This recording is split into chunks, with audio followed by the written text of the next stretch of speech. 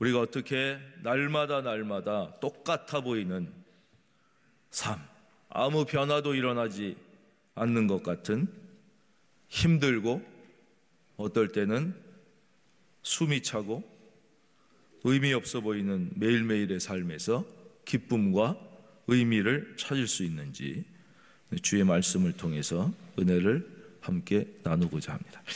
1940년입니다. 2차 세계대전이 한창일 때 나치 독일이 유럽 전역을 다 이제 정복했습니다. 프랑스도 이미 나치 독일의 손에 떨어졌습니다. 그래서 파리가 다 점령되고 히틀러가 파리 그 에펠탑 앞에서 사진 다 찍고 그랬죠. 완전히 다 점령됐습니다.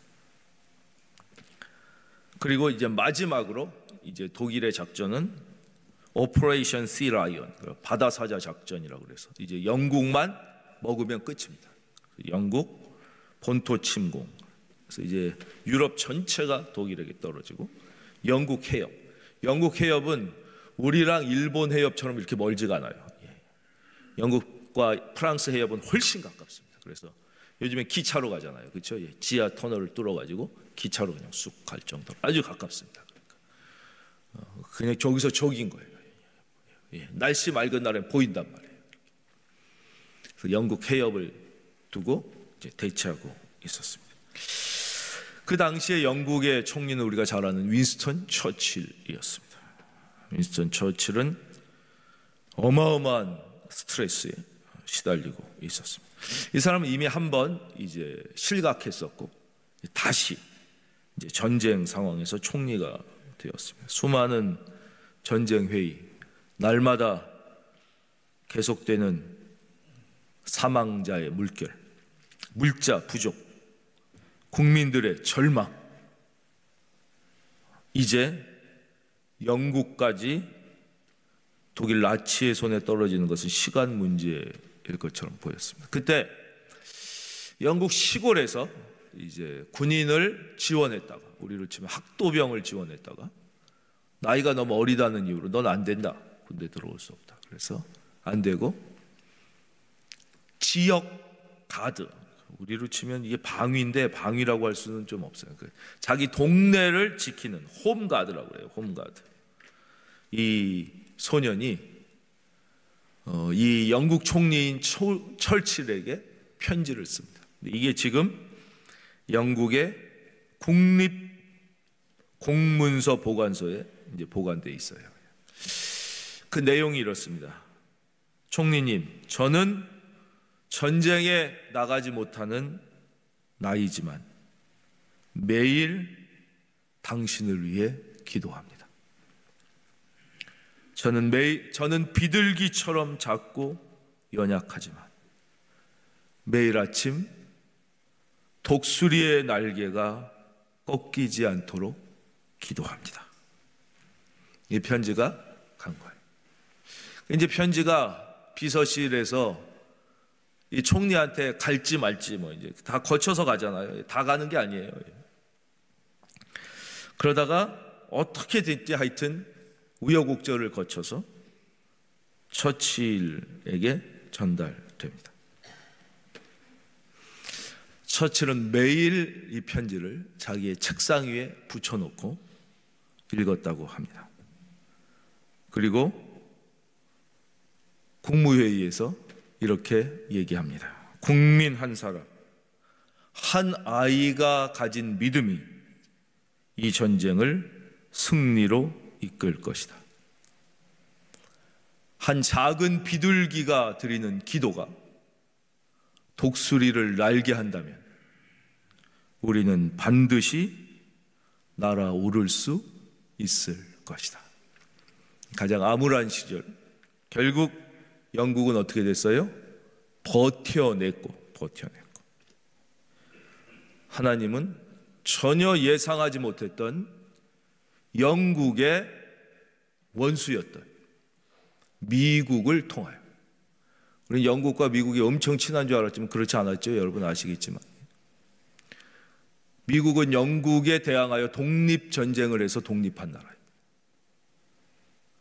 우리가 일본에게 독립한 것처럼 바로 미국이 전쟁에 참여하게 되고, 우리가 잘 아는 노르망디 작전을 통하여 하나님은 연합국의 승리와 영국의 승리를 가져다 주시는 것이죠. 우리가 잘 알고 있는 역사적 사실입니다.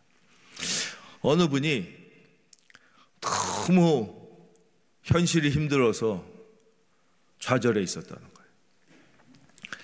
그리고는 우리 성경에 보면 인물들은 다 믿음이 큰데 나는 믿음이 너무 없어가지고 이거 되지도 않을 것 같고 잘 믿어지지도 않고.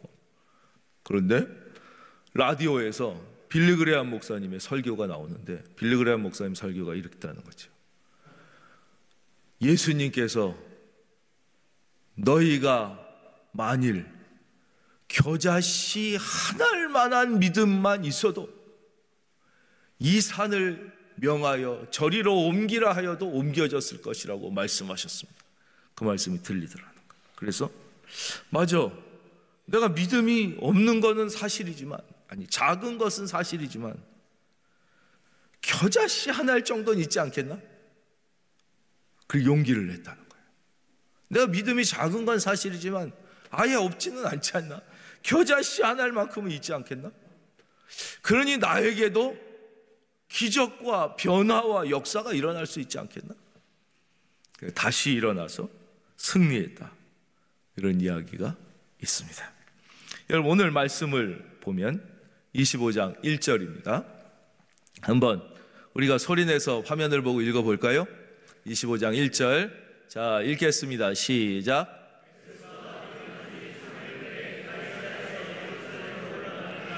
예, 이 1절 그냥 우리가 읽지만 이 24장, 벨릭스가 원래 총독이었어요. 그래서 벨릭스가 사도 바울을 가뒀어요. 근데 무죄도 아니고 유죄도 아니야. 유죄도 아니에요. 유죄가 아니야. 근데 무죄인데 풀어주지도 않아. 그 어정쩡한 상태. 우리가 제일 힘든 게 이런 상태잖아요. 그렇죠? 이게 어떻게 결정이 안 된 상태로 어떻게 됐어요? 2년이 흘러갔다는 거예요. 이 24장과 25장 사이에는 2년이라는 시간이 있어요. 2년이라는 시간. 2년이라는 시간 동안 사도 바울은 유죄도 아니고 무죄도 아니고 어정쩡한 상황에서 아무 변화도 없이 그냥 무의미한 시간이 그냥 흘러갈 것 같은 거예요. 그러나 그렇지 않았다는 것이죠. 그 2년의 시간 동안 아무것도 변한 것이 아니라는 것이죠. 그 사이에 하나님은 일하고 계셨고, 하나님은 사도 바울의 내면을 준비시키고 계셨다는 거예요. 여러분, 이 시간도 하나님이 여러분의 내면을 준비시키는 시간이라는 사실을 기억하시고, 이 시간 여러분의 내면이 성장하시고 더 단단해지시기를 주의 이름으로 축원합니다. 온누리교회의 그 하용조 목사님을 이어받아서 지금 담임을 하신 이재훈 목사님이라는 분이 계세요. 젊은 목사님이시죠. 이분이 이제 하시는 말씀을 들었는데, 이분이 이제 초등학교 3학년 때 교회에 갔더니 전도사님이 하나님 앞에 중언부언하는 기도를 하지 말아라. 이렇게 잘 몰라. 분명하게 기도해야지. 성경에 하나님이 중언부언하지 말라고 그래요. 하나님께서 염려하지 말아라. 너희 쓸 것을 내가 다 안다고 다 말씀하셨다. 그걸 설교를 들었대요. 너무 그 설교를 듣고 자기가 큰 기쁨이 생겼다는 거예요. 아, 그렇구나. 그래서 그때부터는 너무 마음이 편해졌다는 거예요. 마음이 편해져서 교회에 오면 하나님 다 아시지요? 다 맡깁니다. 그 끝이야, 끝. 왜냐, 하나님 다 아신다는데 다 아신다는데 예? 그렇게 계속 그렇게 기도를 했대요. 고등학교 때도 그렇게 기도하고 대학생 때도 그렇게 편할 수가 없더라는 거예요. 그러다 이제 이분이 부르심을 받잖아요. 하나님께 부르심을 받고 어느 날 청년 때, 그때도 이제 똑같이 그렇게 기도를 드렸다는 거예요. 하나님, 제가 잘못한 거 다 아시죠? 다 아시니까 그런데 그때 하나님이 마음에 말씀하시더라. 그래, 나는 다 안다. 그러나 네가 모르지 않냐.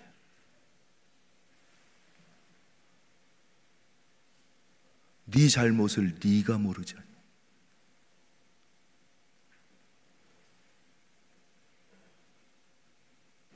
나는 다 안다. 그러나 네가 모르지 않냐. 나는 네 마음을 다 안다. 그러나 너는 내 마음을 모르지 않냐. 아, 그렇구나.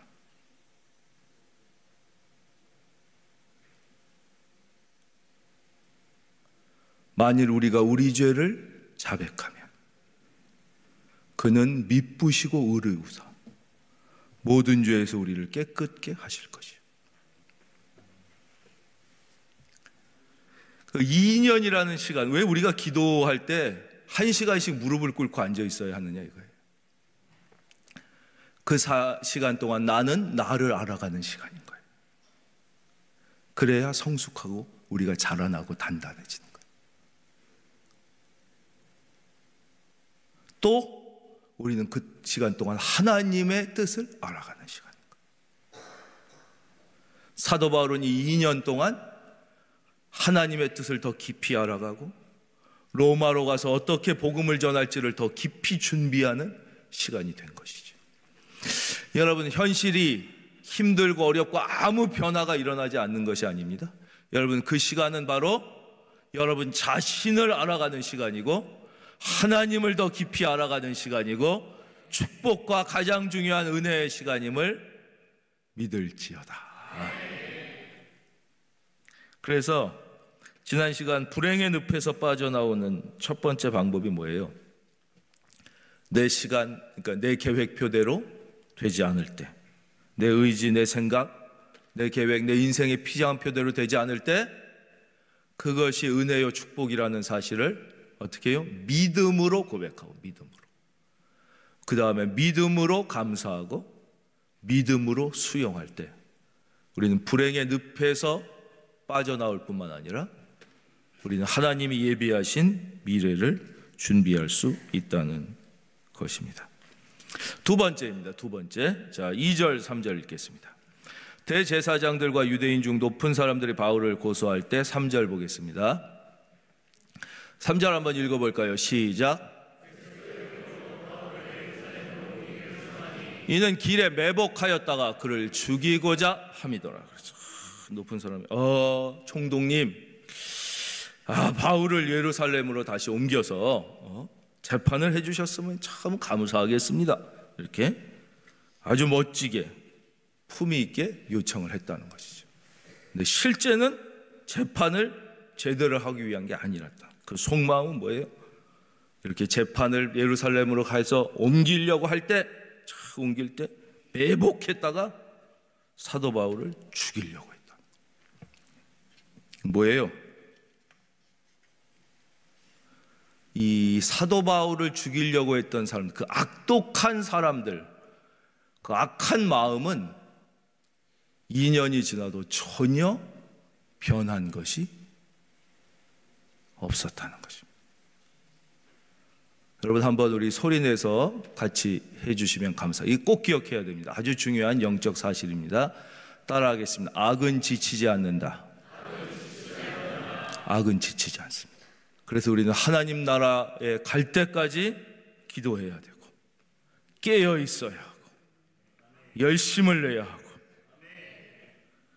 여러분, 열심을 내다 치거지는 인생이 아니라 갈 때까지 더 열심히 달려가는 인생이 돼야 되는 거예요. 그게 좋은 인생이에요. 가면 갈수록 더 잘 믿는 인생. 내가 옛날에는 뭐 열심히 했는데 뭐 이제 다 했지, 뭐 이게 아니라 갈수록 더 많이 기도하고 갈수록 더 뜨겁게 찬양하고 갈수록 더 많이 주를 위하여 사는 인생. 그게 중요한 거예요. 제가 길지 않은 인생이지만 하고 목회를 하면서 30년 정도 사역을 30년 넘게 했습니다. 첫 사역, 설교 사역부터 시작하고 깨닫게 되는 게 몇 가지가 있는데요. 그 중에 하나는 뭐냐? 저의 예상과 예측은 빗나가기 일수이더라는 거예요. 빗나가기 일수이더라. 그러니까 예상과 예측은 거의가 틀리더라 이거예요. 그러니까 여러분들도 뭐 걱정하시고 이런 거 뭐 거의 필요 없어요. 그러니까 주님이 내일 일을 염려하지 말라고 그러지. 다 그것 때문에 그렇게 안 되더라고요.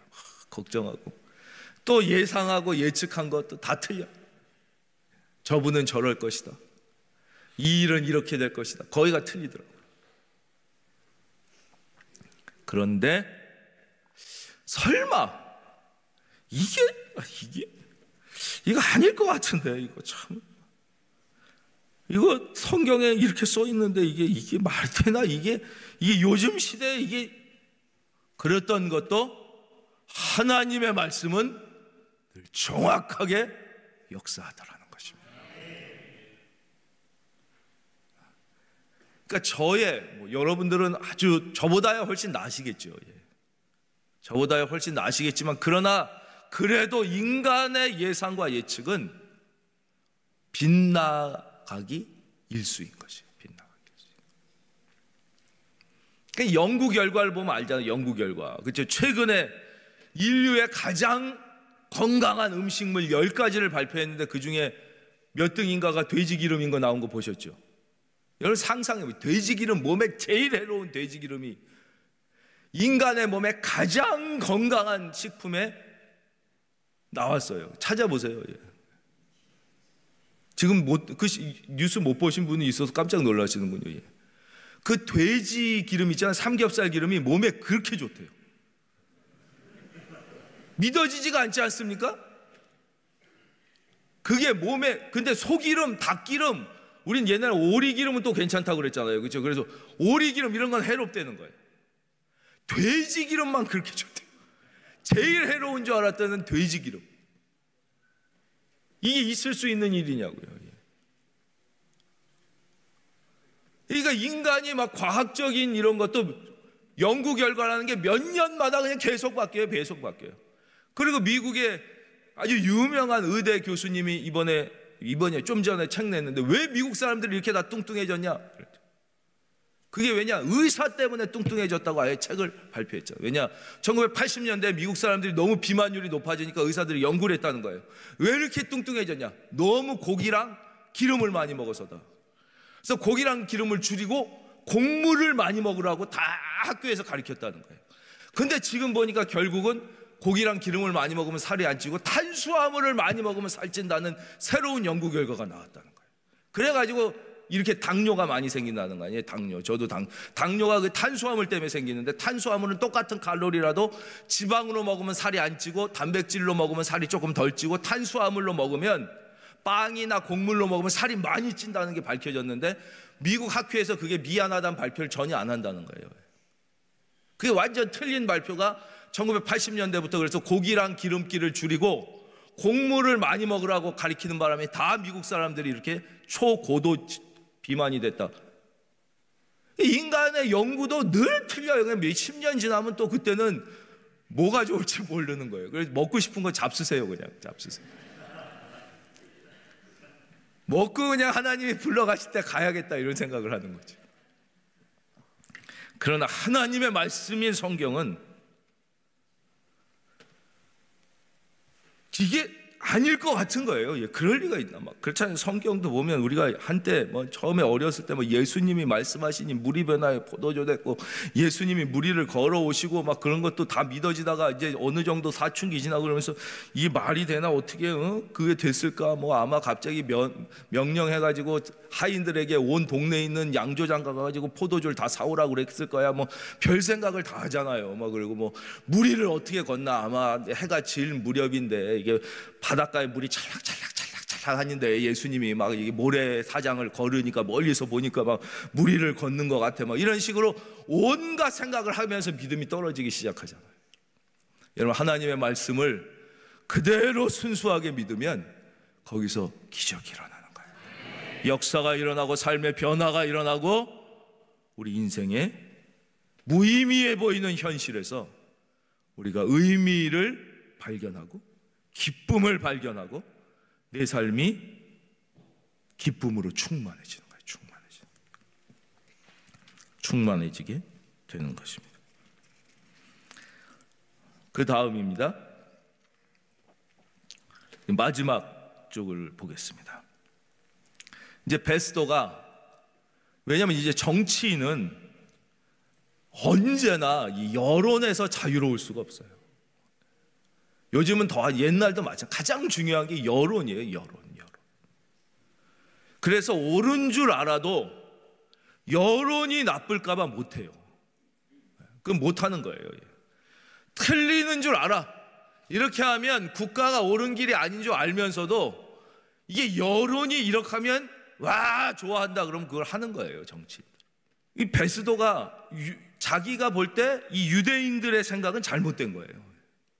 사도 바울이 아무 잘못이 없어. 벨릭스가 볼 때도 잘못이 없었어요. 그런데 왜 풀어주질 못하는 거예요?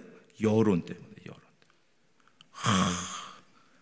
그리고 이제 예루살렘으로 보내달라고 그러는 것도 안 되는데, 베스도가 볼 때는 예루살렘으로 보내주면 유대인들이 자기를 좀 좋아하고 막 지지해 줄 것 같잖아요. 그러면 자기가 로마 본국에도 이렇게 좋은 소리를 듣고 더 높은 자리로 이렇게 올라갈 수 있을 것 같잖아요. 그렇죠? 그래서 사도 바울을 설득합니다. 이 사람이 무죄라는 걸 알고, 사도 바울이 로마 시민권이 없었으면 못 그랬을 텐데 이제 로마 시민권자니까 그것도 하나님께서 복음을 위하여 사도 바울에게 주신 거예요. 그러니까 여러분들은 하나님이 여러분에게 주신 좋은 것들이 있다면 그것을 여러분 자신이 아니라 하나님을 위하여 사용하라고 하나님이 주신 거예요. 그걸 또 부끄럽게 여길 필요는 없어요. 하나님께서 좋은 머리를 주셨거나 좋은 무슨 재능을 주셨거나 좋은 학교를 나오게 하셨거나 그건 부끄러운 게 아니에요. 그것은 하나님의 나라와 복음을 위하여 선하게 사용하라고 주신 거예요. 어떤 지식을, 전문 지식을 주셨거나 어떤 분야의 고도의 능력이 필요한 직업을 주셨거나 이런 건 다 그것을 통하여 하나님께 영광을 올리라고 주신 거예요. 근데 사도 바울이 거절합니다. No, 난 그럴 수 없다. 그러면서 나는 가이사께 상소하겠다 그래요. 엄청나게 말도 안 되는 바보 같은 짓입니다. 사도 바울. 왜냐? 이때 가이사는 황제를 가이사라고 그래요. 황제. 여러분 잘 아시겠지만 황제라는 이름이 서양은 어디서부터 나왔냐면 우리가 잘 아는 시저에서 나왔어요. 시저. 그렇죠? 예. 시저. 그 로마의 영웅 시저. 시저의 그 라틴식 발음이 카이사르예요. 카이사르. 그걸 이제 미국 사람들, 영국 사람들이 C를 그냥 C 발음을 해갖고 시저 이렇게 된 거죠. 원래 발음은 카이사르. K로 해서 카이사. 그거를 이제 성경이 가이사 이렇게 옮긴 거예요. 카이사르에게 가겠다. 근데 이때 로마의 황제인 카이사르가 누구였냐? 그 이름도 유명한 네로였어요. 네로. 그러니까 네로한테 가면 그냥 바로 어떻게 되겠어요? 그 악독한 그 미친 네로인데. 근데 사도 바울은 나는 가이사에게 상소하겠다 이렇게 하는 거예요. 왜 그랬을까요? 사도 바울의 마음속에는 하나님이 주신 약속에 대한 분명한 확신이 있었기 때문에. 자, 그 약속의 말씀을 다시 한번 우리가 붙잡아 보겠습니다. 23장 11절. 이 23장 11절이 마지막까지 가는 거예요. 이 28장은 이 23장 11절로 해서 24장, 25장, 26장, 27장, 28장까지 달려가는 말씀은 바로 23장 11절 이 말씀 붙잡고 가는 거예요. 다 같이 소리내서 읽겠습니다. 시작. 담대하라. 내가 예루살렘에서 나의 일을 증언한 것 같이 로마에서도 증언하여야 하리라 하시니라. 아멘. 예. 제가 저를 한번 바라봐 주십시오. 다 가슴에 손을 얹고 따라해 주시면 감사하겠습니다. 내 영혼아, 담대하라. 내 뜻을 이루기까지 내가 너를 지키고 보호하고 인도하리라. 믿으시면 아멘. 그렇습니다. 여러분, 두려워할 필요가 없다는 거예요. 어린 아이가 왜 저 어린애가 죽을까? 그거는요, 그때 죽는 게 가장 우리는 모르지만 좋기 때문에 하나님이 데려가시는 거예요. 그러니까 나는 왜 죽을까 봐 여러분 절대 두려워하실 필요가 없어요. 주여, 저도 사도 바울처럼 주님을 위하여 나머지 인생을 드리겠사오니 주여 주 뜻대로 사용하여 주시옵소서. 여러분, 이런 사람을 하나님이 안 지켜주시겠습니까? 하나님이 안 이끌어 주시겠습니까? 반드시 하나님이 사도 바울을 로마까지 인도해 주시는 거예요. 그때까지는 황제가 네로가 아니라 누구라 해도 그를 못 건드리게 하나님이 지켜주시는 거예요. 하나님. 두려워할 필요가 없다. 우리는 언제 죽을까? 어떻게 하면, 이런 건 두려워할 필요가 없다는 것이. 실제 하나님은 이 사도 바울을 서바나, 스페인과 포르투갈까지 나중에 보내시는 기록이 남아요. 그게 이제 성경에 그게 없어요. 그래서 우리는 로마까지만 아는 거예요. 이 실제 역사책이 이제 그 당시에 역사책들이 쭉 남아 있잖아요. 역사책들을 보면 사도 바울이 여기서 2년 동안 이제 로마에서 갇혀 있으면서 복음을 전합니다. 그리고 풀려나요. 그래가지고 서바나, 스페인으로 갑니다. 그래서 지금도 스페인에 가면 이 사도 바울이 방문해서 복음을 전했던 기록들이 남아 있습니다. 역사에도. 포르투갈 끝까지 가서 복음을 전하고 다시 로마로 돌아옵니다. 그래서 복음을 전하다가 거기서 이제 다시 투옥되죠. 예. 왜냐? 순교가 사도 바울의 야망이었기 때문에. 그는 하나님 앞에 순교하는 거, 복음을 증거하다가 순교하는 게 그의 야망이었기 때문에 순교하기 위해서 다시 들어오는 거예요. 그래서 이제 거기서 순교하게 되는 역사가 있거든요. 하나님께서는 그의 꿈보다 더 멀리 그 인생을 이끌어 주시는 것이죠. 저는 여러분이 사도 바울처럼 희망이 있는, 꿈이 있는 인생이 되기를 바랍니다. 꿈과 희망이 있어요. 또 목사님 얘기 하나 해드리고 마치겠습니다. 그 코로나가 되면서 모든 한국 교회가 엄청난 이제 위기를 겪었다 이렇게 얘기하지만 전 그렇다고 생각하지 않습니다. 한국 교회의 엄청난 축복이었죠.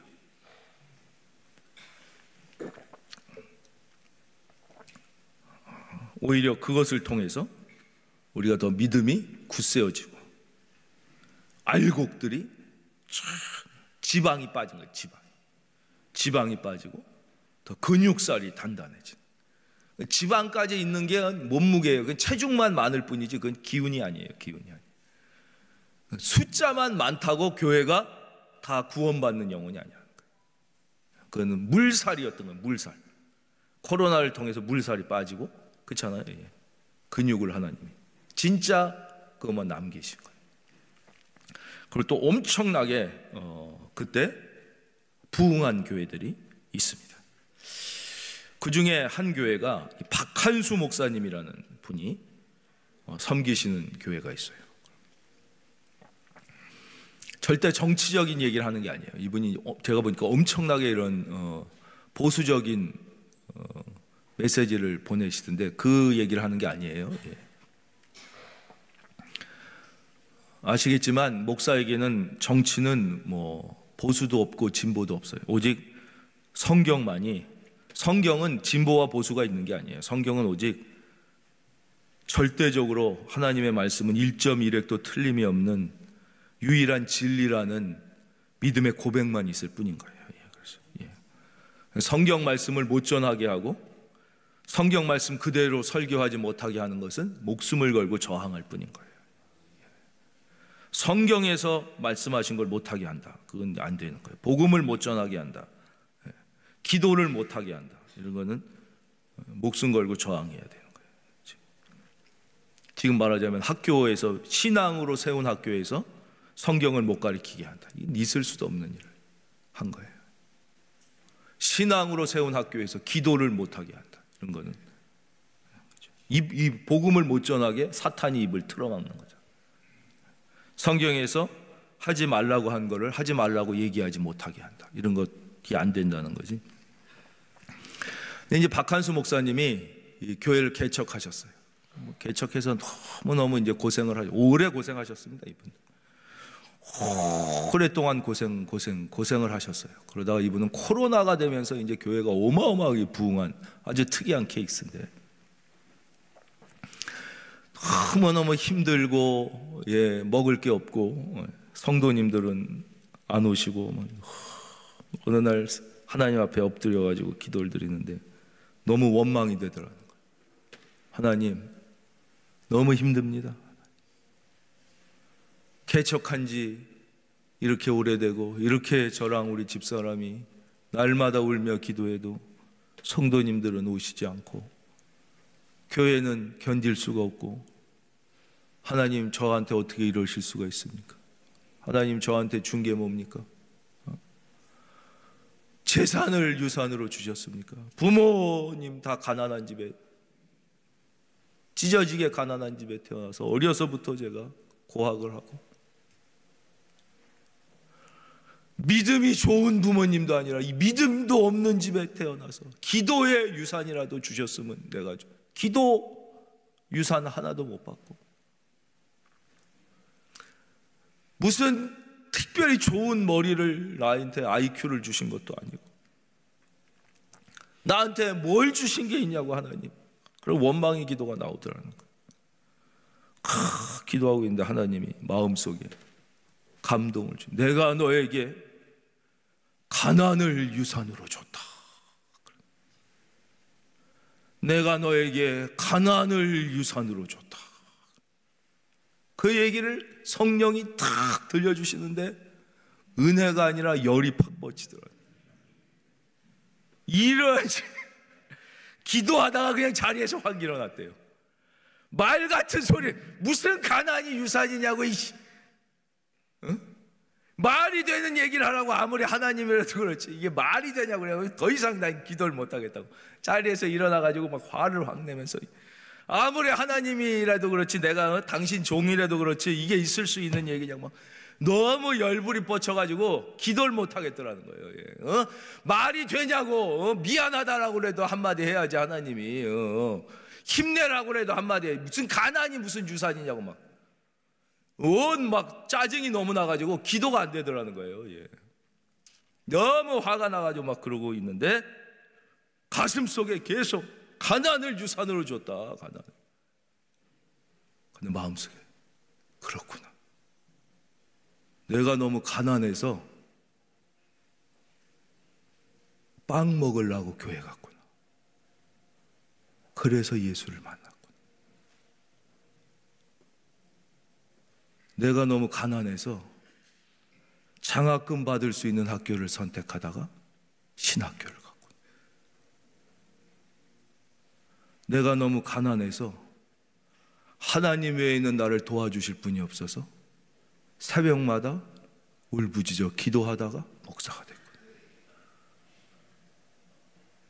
내가 너무 가난해서 그래서 내가 지금 이 자리까지 왔고, 정말 하나님이 나를에게 가난을 유산으로 주셨구나. 그 깨달음이 오더라. 그때부터 교회가 부흥하기 시작한 거예요. 그러면서 코로나가 터지면서 이 교회가 어마어마한 부흥을 합니다. 그래가지고 지금은 수천 명이 출석하는, 그 상가에서 몇십 명 나오지도 않다가 간신히 이렇게 몇백 명 나오다가 수천 명이 출석하는 엄청난 교회. 이게 뭐냐면, 하나님은 지금 사도 바울을 무의미하게 2년 가둬놓고 계신 게 아니에요. 그 속에서 나를 왜 죄도 없는데 2년 가둬놓느냐가 아니라, 그 속에서 하나님이 주시는 은혜를 깨닫게 되는 그 순간 삶의 역사는, 기적은 일어나기 시작하는 거예요. 여러분도 지금 무의미해 보이는 현실 가운데, 힘들어 보이는 현실 가운데 하나님의 뜻을 찾아야 되는 거예요.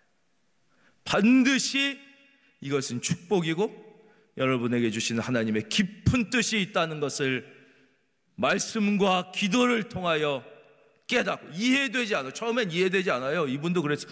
가난을 유산으로 줬다는 게 말이 되냐? 그럴 수 있잖아요. 무슨 질병을 축복으로 주냐? 그럴 수 있잖아요. 무슨 막 시험에 떨어지고 말이야 인간관계에 파탄이 나고 뭐 고통이 왔는데 왜 이게 하나님의 축복이냐? 이럴 수 있잖아요. 그러나 그게 축복인 거예요. 그게 축복. 믿으시면 아멘. 그것을 우리가 믿음으로 고백하고 깨닫고 우리가 그 속에서 하나님의 뜻을 발견하고 믿음으로 반응하기 시작할 때 여러분의 삶은 오늘부터 기쁨이 충만해지고 하나님께서 함께 하시는 역사. 여러분 두려워하지 마십시오. 여러분의 인생의 끝날까지 주님이 여러분을 지키고 보호하고 인도해 주실 것입니다.